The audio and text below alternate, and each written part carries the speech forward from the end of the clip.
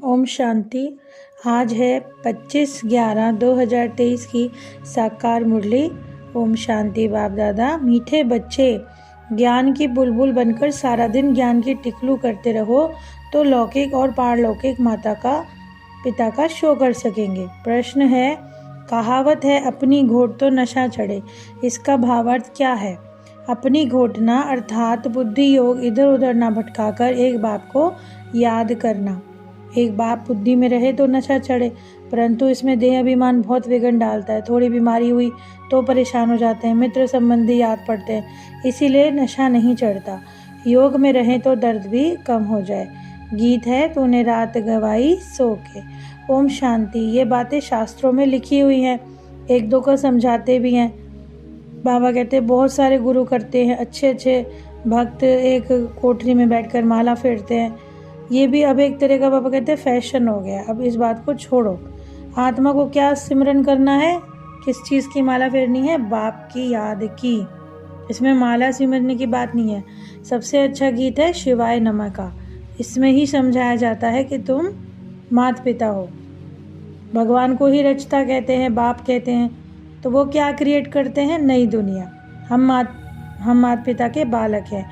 तो पहला फादर हमारा ईश्वर हुआ, तो मदर के सिवा लेकिन कुछ क्रिएट नहीं कर सकते। ये तो कहते हैं कि भाई पिता है माता है, लेकिन कैसे क्रिएट करते हैं वो बाबा बतलाते हैं। अब बाबा कहते हैं जब तुम सब माता पिता के बच्चे हो सारे ही, तो फिर भाई बहन हो गए, फिर विकार में दृष्टि क्यों जाती है? कि माता पिता तो है ना, हम सब, मतलब हम बच्चे तो हैं ही सारे भगवान के। तो अगर वैसे देखा जाए तो हम भाई बहन हो गए, और अगर आत्मिक दृष्टि से देखें तो भाई भाई हो गए। तो बाप ने सृष्टि रची ज़रूर है, तो पवित्री बनाई होगी। तो 84 जन्मों का चक्र पूरा होने के बाद फिर हम माता पिता के बने हैं। कहते हैं ना, अब हमने बाबा को अपना बना के उनसे पूरा अपना वर्षा लेंगे। तो माता पिता ही सृष्टि रचते हैं, जब हम उनके बालक बनते हैं तो वो हमें सुख देते हैं, तभी तो याद पड़ते हैं परम पिता परमात्मा की, भाई आओ। भगवान को जब भी तो बुलाते हैं, क्योंकि वो टीचर भी हैं, सदगुरु भी हैं। अब हम ब्रह्मा की औलाद आपस में क्या हो गए? भाई बहन। इसलिए कहलाया जाता है ब्रह्मा कुमार कुमारियाँ। तो उनको रचने वाला एक वही है, और उन्हीं माता पिता से हम राजयोग सीख रहे हैं। जब हम दुख में हैं तो ऐसे नहीं कि भाई भविष्य में सुख होगा। हम ये जानते हैं कि अभी जो हम कर रहे हैं वो प्रारब्ध हमारी बन जाएगी कितने जन्मों के लिए।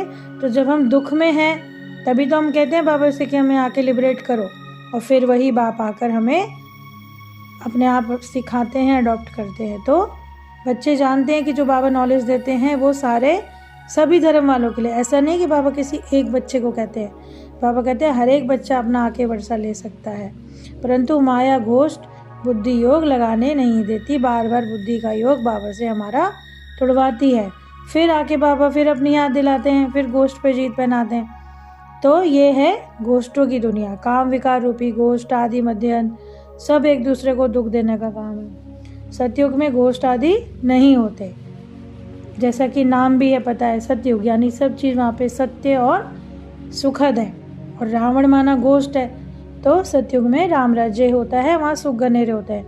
अब बाबा आज कह रहे हैं कि ओम नमो शिवाय का गीत बहुत अच्छा है, क्योंकि शिव ही माता पिता हैं। ब्रह्मा विष्णु शंकर को माता पिता नहीं कह सकते, बाबा को ही हम अपना फादर मानते हैं। तो एडम और ईव ब्रह्मा सरस्वती भी यहीं हुए।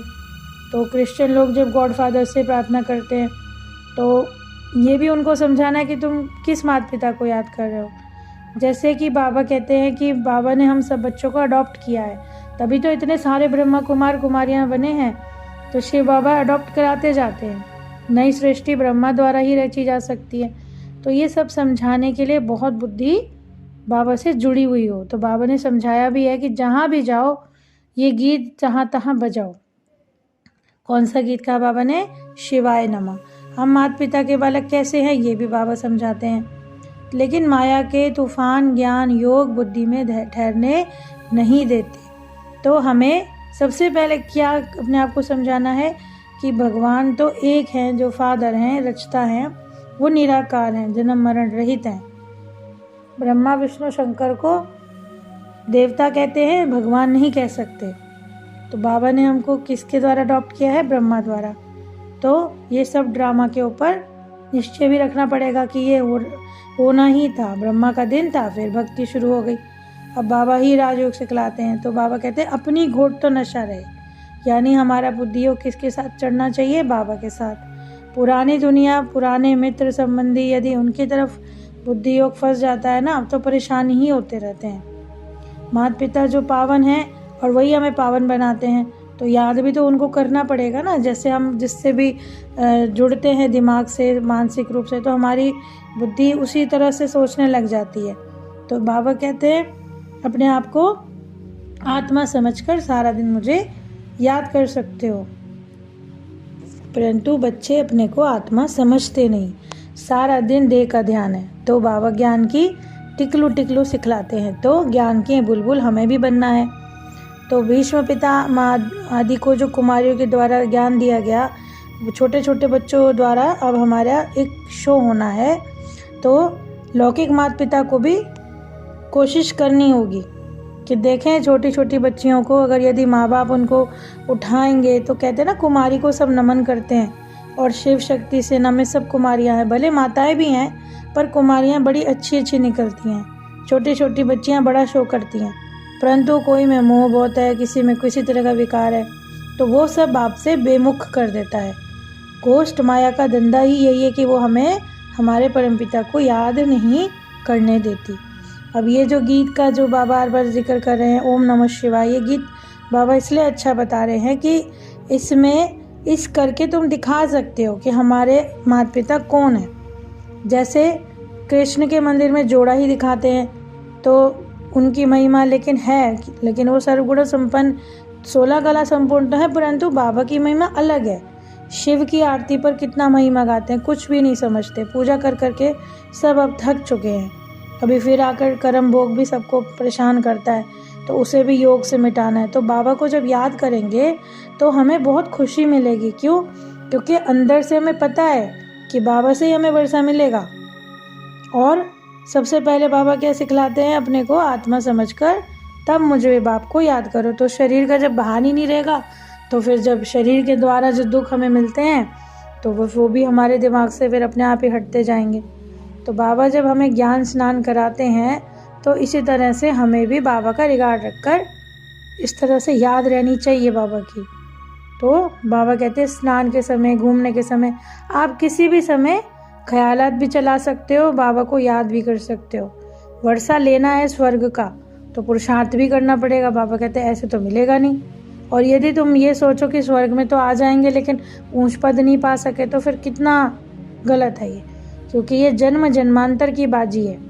तो हमें कितना श्रीमत को फॉलो करना चाहिए, तो इसमें बहुत ध्यान देने की बात है। बिल्कुल बाबा सहज कर देते हैं हमारे लिए। तो ड्रामा तो बुद्धि में रहना चाहिए ना। तो इसे वर्ल्ड यूनिवर्सिटी भी कहा जाता है, जहाँ पर कोई भी आकर कोई भी वर्ल्ड के किसी भी जगह से अपना वर्षा बाबा से ले सकता है। प्रजापिता ब्रह्मा है, तो सब बच्चे आपस में भाई बहन भी हो गए, तो हमें भी एक दूसरे की हेल्प करनी है। ऐसे नहीं कि वो दूसरे का हम पुरुषार्थ ना बढ़ने दें। तो बाबा कहते हैं यदि तुम आपस में भाई बहन की दृष्टि से या भाई भाई की दृष्टि से भी रहो तो भी अच्छा है। तो बाबा हमको याद प्यार देते हैं। मीठे मीठे सिके लदे बच्चों प्रति माता पिता बाप दादा का याद प्यार और गुड मॉर्निंग। रूहानी बाप की रूहानी बच्चों को नमस्ते। हम रूहानी बच्चों की रूहानी बाप दादा को याद प्यार, गुड मॉर्निंग और नमस्ते नमस्ते। शुक्रिया बाबा, शुक्रिया। धारणा के लिए मुख्य सार है, स्वयं को माया गोष्ठ से बचाने के लिए ज्ञान योग में तत्पर रहना है। मोह रूपी भूत का भी त्याग करके बाप का शो करना है, और पढ़ाई पर भी पूरा ध्यान देकर बाप से वर्षा लेना है। कल्प कल्प की बाजी है, इसे किसी भी हालत में नहीं गंवाना। जैसे कि बाबा कहते हैं सारे विकार क्या करते हैं? आदि मध्य अंत हमको दुख देते आए, अब हमें इनको जड़ से मिटाना है। वरदान है समय प्रमाण रूप बसन, अर्थात ज्ञानी तो योगी आत्मा बनने वाले स्वशासक भव। जो स्वशासक है वो जिस समय जो चाहे बन जाए, कभी रूप बसंत बन जाए, कभी ज्ञानी बन जाए, कभी योगी बन जाए। ऐसे नहीं कि बनना चाहे कुछ और, याद रहे कुछ और। जिस समय जो सोचा किया और हुआ। तो ये ज्ञान से ही होगा, सुनने से भी होगा, प्रैक्टिस से भी होगा। सेकंड से भी कम टाइम में फुल स्टॉप लगा दो। पावरफुल ब्रेक का काम है, जहाँ लगाओगे प्रैक्टिस करोगे, जिस विधि से बुद्धि को लगाना चाहोगे, ऐसी कंट्रोलिंग पावर आपके अंदर हो। स्लोगन है, शांति दूत वो है जो तूफान मचाने वाले को भी शांति का तोहफा दे। मातेश्वरी के महावाक्य हैं, मनुष्य आत्माओं की परमात्मा से मांगनी और प्राप्ति। तुम माता पिता हम बालक तेरे, तुम्हारी कृपा से सुख गनेरे। अब ये महिमा किसके लिए गाई हुई है? अवश्य परमात्मा के लिए गाई हुई है, क्योंकि वो खुद माता पिता रूप में आकर हमें सुख देते हैं। ज़रूर उन्होंने ही हमारे लिए सुखी धाम सुख सृष्टि बनाई, तभी तो मनुष्य कहते हैं कि माता पिता, परंतु जानते नहीं इस सृष्टि पर पहले अपार सुख थे, शांति थी, परंतु अभी वो सुख नहीं है। तो यदि कोई हमसे कोई चीज़ कहता है, धन पदार्थ मांगते हैं, तो उससे पहले हम क्या कहते हैं, आप भी तो इस लायक बनो, तो पतिव्रता नारी बने, सुहागन बनना चाहे। जो भी जिसको सुख की चाह रहती है, परमात्मा उसकी आश अवश्य पूर्ण करते ही हैं। तो सतयुग पर जब सृष्टि स्वर्ग है, तो वहाँ सदा सुख ही सुख है, वहाँ कभी भी स्त्री दुखी नहीं बनती। वो आश हमारी सतयुग में पूर्ण होती है, जहाँ अपार सुख ही सुख है। तो इसी समय तो कलयुग है, इसीलिए दुखी दुख है। अच्छा, ओम शांति।